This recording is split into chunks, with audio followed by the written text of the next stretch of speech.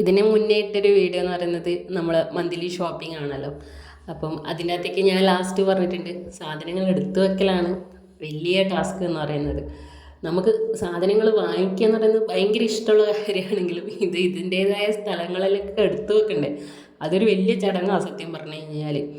പക്ഷേ അത് നമുക്കിപ്പം നമ്മളെ ഭർത്താക്കന്മാരോട് പറയാൻ പറ്റില്ലല്ലോ, ചവിട്ട് ഏത് വഴിക്ക് കിട്ടുമെന്ന് പറയാൻ പറ്റില്ല. നിനക്കൊക്കെ ഇവിടെ സാധനങ്ങൾ എത്തുന്നതും പോരാ, എടുത്തു വെക്കാനാണോ പണി എന്നുള്ള രീതിക്കായിരിക്കുള്ള സംസാരമായിരിക്കും. ഇവിടെ അങ്ങനത്തെ സംസാരങ്ങളൊക്കെ ഉണ്ടാവലുണ്ട് കേട്ടോ.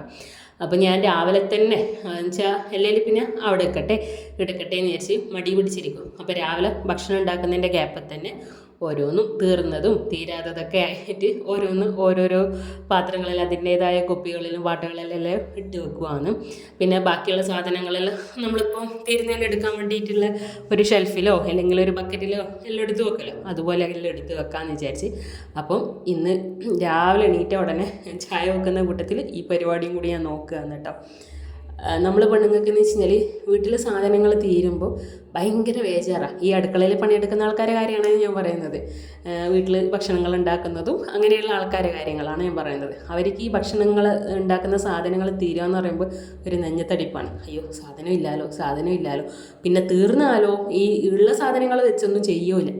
ഞാൻ നാളെ അതുണ്ടാക്കാനല്ലേ വിചാരിച്ച് അതില്ലാലോ, അപ്പോൾ പിന്നെ പൊനച്ചിലായി വർത്താനായി ഒരു സാധനവും ഇല്ല എന്നുള്ള പൊനച്ചപ്പാടും കാര്യങ്ങളെല്ലാം ആയിരിക്കും. ഞാനെങ്ങനെയാണ്, ഞാൻ സാധനം തീർന്നു കഴിഞ്ഞാൽ അത് വാങ്ങി വെച്ചിട്ടില്ലെങ്കിലില്ല, എനിക്ക് സാധനങ്ങളിങ്ങനെ നിറച്ചും വീട്ടിൽ കാണണം. അപ്പോൾ നമുക്കൊരു ഐശ്വര്യമുള്ള പോലെ തോന്നുക, ഒരു ദാരിദ്ര്യം ഇല്ലാതൊരു ഫീല് തോന്നുക. അപ്പം കാര്യങ്ങളെല്ലാം എടുത്തു വെച്ചു, പൊടികളെല്ലാം അതിൻ്റെ സ്ഥാനത്തേക്ക് ഇട്ട് വെച്ചു. പുട്ടുപൊടി, അരിപ്പൊടി, ഇങ്ങനെയുള്ള കാര്യങ്ങളെല്ലാം എടുത്തു വെച്ചു. പഞ്ചസാര ഇനി കുറച്ച് ബാക്കിയുള്ളൂ, പഞ്ചസാര കൂടുതൽ വാങ്ങിച്ചിട്ടുണ്ട് അതിനേനും. പിന്നെ പച്ചരി ആണെങ്കിലും മുളക് പൊടി ആണെങ്കിലും അങ്ങനെയുള്ളതെല്ലാം എല്ലാത്തിൻ്റെ സ്ഥാനത്തും എടുത്ത് വെച്ച് ഇട്ട് വെക്കാനുള്ളതെല്ലാം ഇട്ട് വെച്ച് ബാക്കിയുള്ളതെല്ലാം ഞാൻ ആ ഒരു ഷെൽഫിലാണ് എടുത്ത് വെക്കുന്നത് എന്ന് പറയുന്നത്.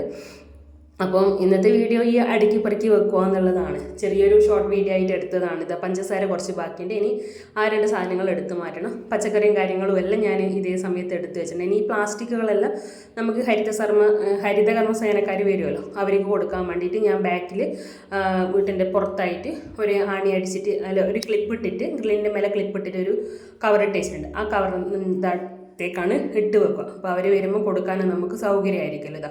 ഇതേപോലത്തെ ഒരു കവർ ഇട്ടേക്കും. അപ്പോൾ അടുക്കളയിൽ നിന്ന് ഡയറക്റ്റ് ഇട്ട് വെക്കാനും സൗകര്യമായിരിക്കും. അപ്പോൾ ഇന്നത്തെ വീഡിയോ ഇത്രയൊക്കെയുള്ളൂ. അടുക്കി പെറുക്കി വെക്കലും പ്ലാസ്റ്റിക് എടുത്ത് വെക്കലും കാര്യങ്ങളെല്ലാം. അപ്പോൾ അടുത്ത നല്ല വീഡിയോ ആയിട്ടാണ് കേട്ടോ.